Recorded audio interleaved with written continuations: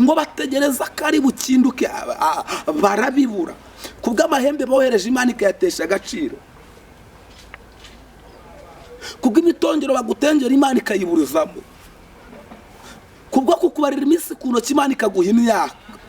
Wubatse baguhaye amezi 3 ariko Imana igiye kurumaza imyaka 10.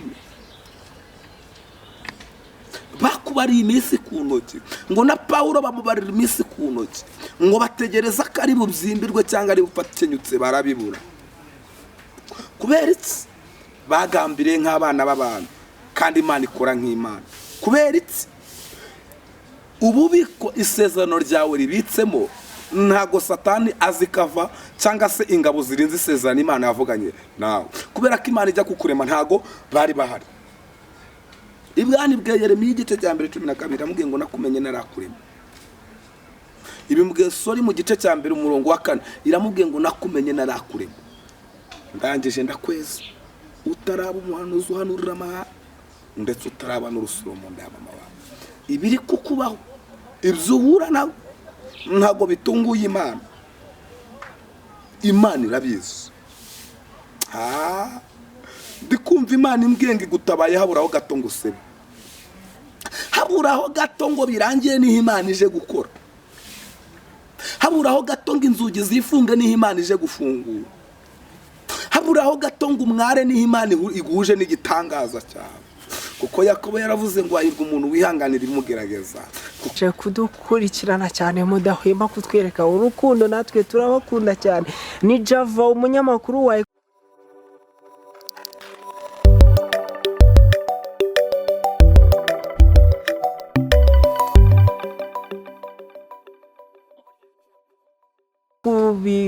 kurikirana kuri no televiziyo tubagezaho abakozi b'Imana mu ngeri zigiye zitandukanye. Kuri kamera turi kumwe na Evangeliste atangira yibwira abakunzi bacu badukurikirana mu Skodi. Murakoze. Amazina yanjye nitwa Emmanuel ashaka Imana idumugisha. Umukozi w'Imana Emmanuel watangira uturagiza Imana nkuko bimenyereye kuri no televiziyo gakomeza n'izindi gahunda umwanya no wawe ni karibu. Murakoze. Hari abantu bahita bajya muri commentaire tese ni umusore cyangwa n'umupapa. Reka mbamaremaka njye ndi umusore ariko gutegura kumuvamo ndetse igiye kuza. Hanyuma reka twubahe Imana dusenga.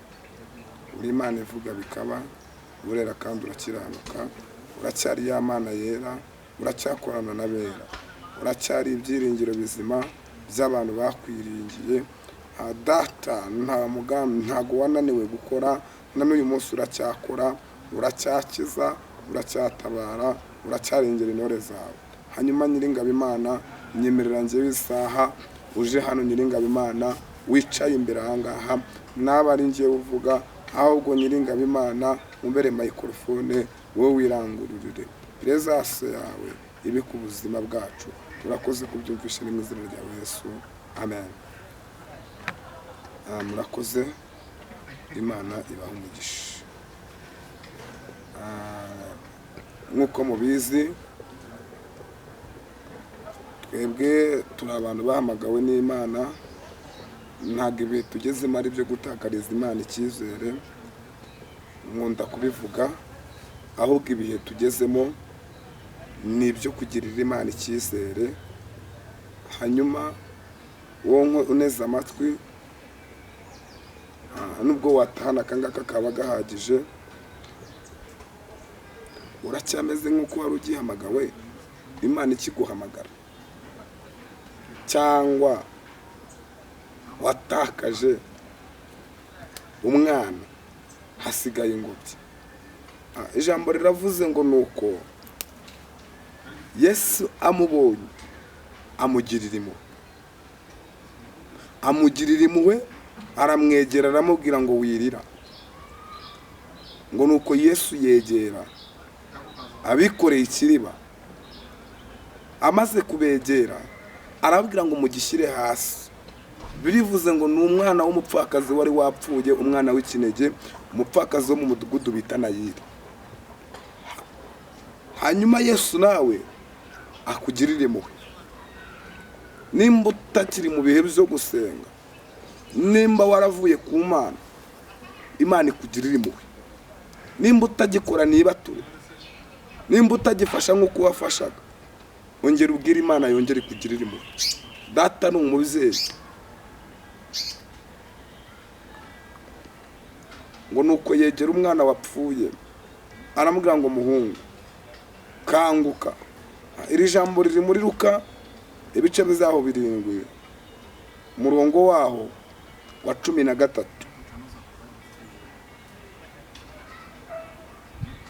Muzaniye ijambo rivuga ngo ibihurimo bizashira, ibi uhagazemo bizarangira. Sinzi ibyo ibihuri gucamo, sinzi amashuri uri kwiga, sinzi ibigezegezo uri guhura nabyo, ariko ibi uhagazemo bizarangira. Kubera yuko hari n'ibindi byarangiye, urabibona ko byarangiye, hari n'Imana ije kurangiza ibyo uhagazemo. Hanyuma ntabwo turi butinde, turatema dukokora gusa. Abanyarwanda ba diaspora bakunzi b'umusaraba, bakunzi b'iyicano, cyase isoko yo kuramya, bakunzi b'isoko yo kuramya, bakunzi mukunda, bakunzi b'isoko yo kuramya, bakunzi mukunda gukurikirana ibiganiro uko bwije nuko bukeye. Igihe mugezemo ntago ari cyo kuva ku Mana, ahubwo igihe mugezemo nicyo kuguma, nicyo kwegera Imana mugasenga. Pawulo na Sila bari muri gereza barapfukamye barasenga, bo nta mwanya babonye, bari bafungiranye. Mwibona ngo isengero bazifunze, mwege mutangire gukora ibyangwa n'amaso y'Uwiteka. Iki gihe duhagazemo nicyo gusenga, iki gihe duhagazemo nicyo kwegera Imana tugatereta Imana. Nibyo bakuvuzeho byinshi, nibyo waciye muri byinshi, ni ukuri wahuye n'ibikomere byaragukomerekeje, ariko ubaye maso hari Imana igiye kugukuramo ukomeye. Ntabwo ariko bizahora ku muntu utegereje Imana, kereka abantu bava mu masezerano ari nta mpamvu.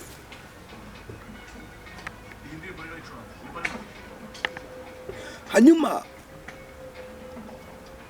Imana yamaye ijambo biboneka ibyakozwe n'intumwa ibice bya 28 umurongo wa 1. Reka dusome mu izina rya Yesu. Haravuze ngo tumaze gukira tumenya yuko icyo kirwa cyitwa Merita. Imana ishimwe. Ngo tumaze gukira tumenya ko icyo kirwa turiho cyitwa Merita. Ngo nuko uyu ukomeje ugasoma ngo bene gihugu baratwakira, ngo baducanira umuriro, batugirira ineza y'Imana. Mama, Imana ikurinde bene gihugu. Papa, Imana ikurinde bene gihugu. Wa mukobwa we, Imana ikurinde bene gihugu.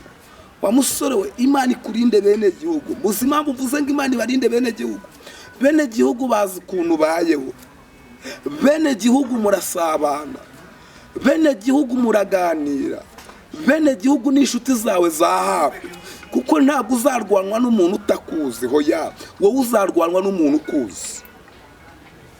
Imana ikurinde bene gihugu.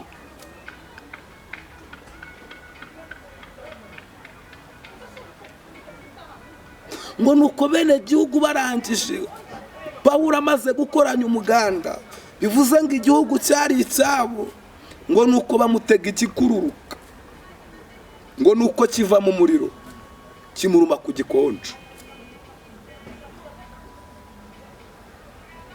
Mana nishi kimaze kumuruma ku gikonje, ngo bene gihugu bivamo. Hari ibintu bakoze ku buzima bwawe, ariko bizataye agaciro kuko Imana yakubereye Imana. Ndakunda kubwira abantu nkababwira ngo Imana ijya ibasha gukora igito n'iyikora igikomeye, nakura utagera Imana itagukura, icya kabiri nta naho itakugeza.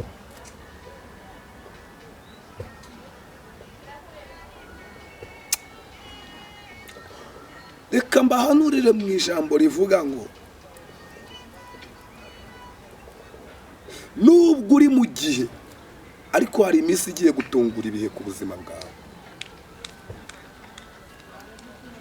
Pawulo ajya mu gihe ishirira muruma, abamusekeraga bamwereka ibyishimo bamuvaho, baramuhinduka.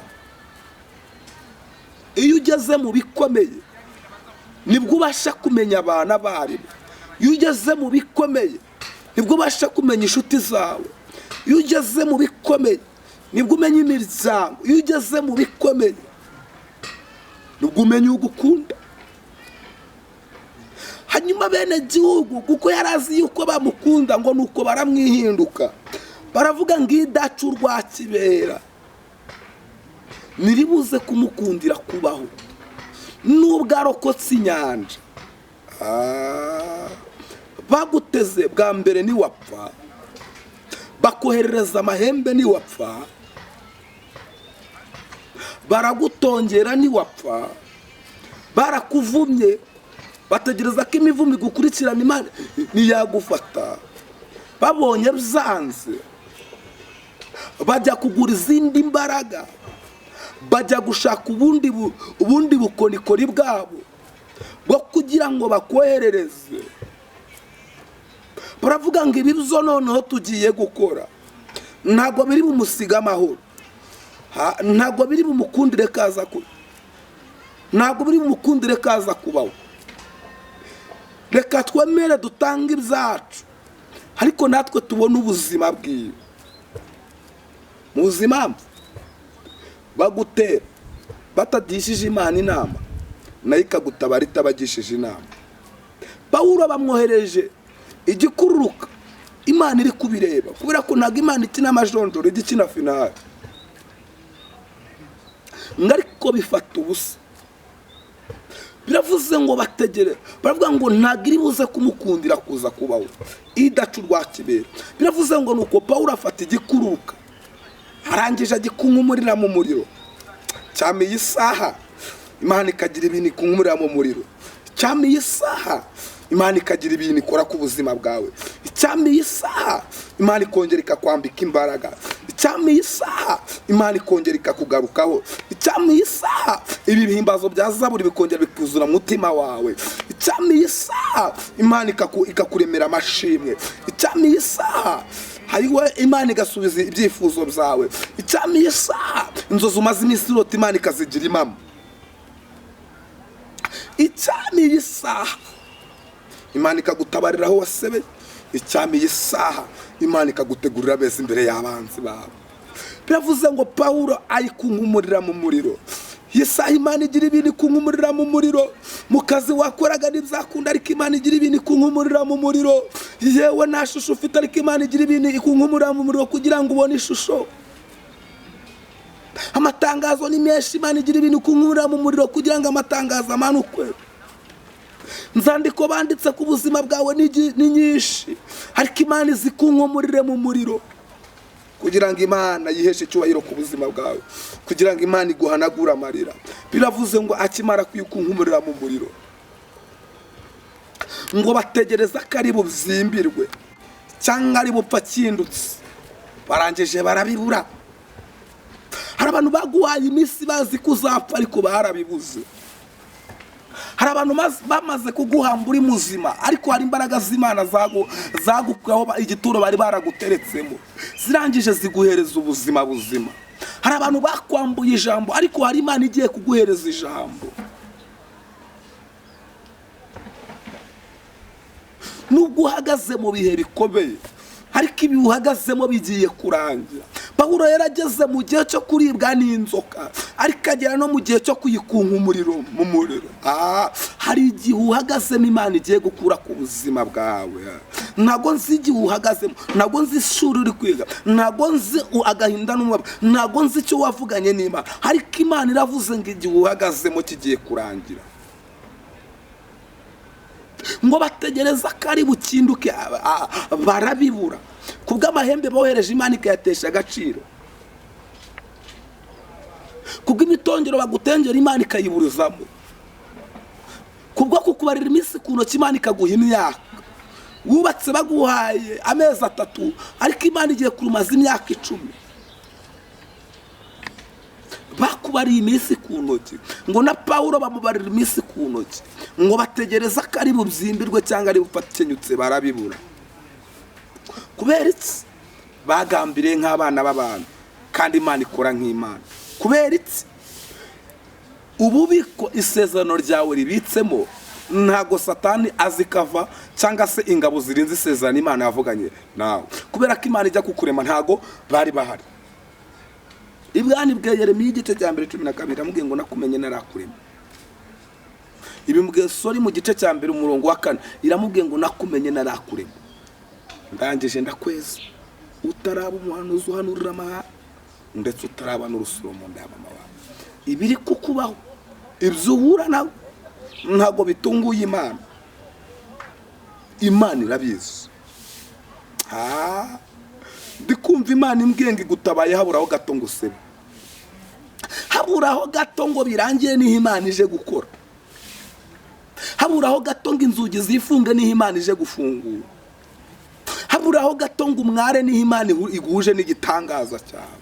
Kuko Yakobo yaravuze ngo ahirwa umuntu wihanganira imugerageza, kuko namara kugeragezwa uyu muntu azemerwa akambika ikamba. Bivuze ngo wihanganiye ikigeragezo. Warageragejwe, waratotejwe, waratutse, imiryango yakuvuye, inshuti zakuvuye, amagambo ni menshi, inonganya, kwiheba, kwigunga, ariko Imana irambwiye ngo haburaho gato ngo usebe niho Imana igutabari. Hanyuma ibintu Imana ikoze abakuvuyeho bagiye kukugarukira. Abakubariye iminsi ku ntoki nibagiye kuvuga ngo twabona gasenga. Abakuvugirizaga induru igihe kirageze ngo bakuvugirize impundu. Ishuri warurimo wari wararijyanwemo n'Imana. Kwa ko na Dawidi yagiye mu ishuri rijyanwe n'Imana. Nari mvuze ngo ishuri riri kwiga ntago rizwe. Niyo mpamvu uzaburara mu gitondo bakakubona usa neza. Niyo mpamvu bazakubona mu gitenge kimwe bakagira ngo wambaye ufite za baze nyinshi cyane. Niyo mpamvu bazakubona mu ipantaro imwe no mu ikoti no mu ishati imwe bakagira ngo urahinduranya kwa kubwiza bw'Imana bwagusanze. Imana iri kugutoza ishuri itaka. Ntago Imana izemera yuko uba umuhigo w'umwanzi wawe. Oya, ntago Imana izemera ko umwanzi wakwishima hejuru. Yavuze ngo nzatanga ingabo nyinshi zipfe ku bwawe. Bazagutera nzabatatanyiriza mu nzira igihumbi, kuko baguteye batabajije Imana. Niyo mpamvu Imana ije kukurwana. Biravuze ngo nuko babonye ibibaye ako kanya ngo bahita bigarura baravuga ngo noneho tubonye kari Imana. Hari abantu bagiye kwigarura ku buzima bwawe. Haburaho gato ngo usebe Imana igiye kugutabara. Haburaho gato ngo usebe Imana ikwambitse imbaraga. Haburaho gato ngo isikote hari ibintu Imana ikoze. Haburaho gato ngo birangire umwuka uhere Imana ikongera ubuzima. Haburaho gato ngo urusenye Imana yongeye kurwubaka. Haburaho gatoya munda umaranye igihe. Haburaho gatoya ngo inyama zo munda zicikagurike Imana iguhaye umutugukiza. Haburaho gato ngo ubukwe bupfe Imana igukoreye ubukwe. Haburaho gato ngo utsindwe Imana iguhaye gutsinda, Imana iguhaye perime. Haburaho gato hari ikintu Imana ikoze. Haburaho gato Imana iguje n'umugisha wawe. Abantu bakuvuyeho bagiye kongera bakugarukire. Abantu bagufashe ijambo igihe kirageze ngo nawe Imana iguhereze ijambo. Nimwakire neza ijambo ry'Imana. Turishimiye Imana. Reka tubahereze nomero zacu. Mwakifuza ko twasengana imuguro naco bitwaye kandi mujya no muri comment mutwandikire na kibazo. Nomero yanjye ni 0788 30 62 21 0. Nsubiremo 0788 30 62 21 0. Shalom. Umukozi w'Imana Emmanuel arakoze cyane kutubwiriza kuri isoko yo kurama. Ikiganiro cyo nakagaruka nkuko twagiye tubibemerera. Icyo usabwa ni ugusagiza n'abagenzi bawe ubu butumwa bwiza cyangwa se waba ufite icyifuzo ukakinyuza mu buryo bumwe n'ubundi no muri comment. Ciao ciao.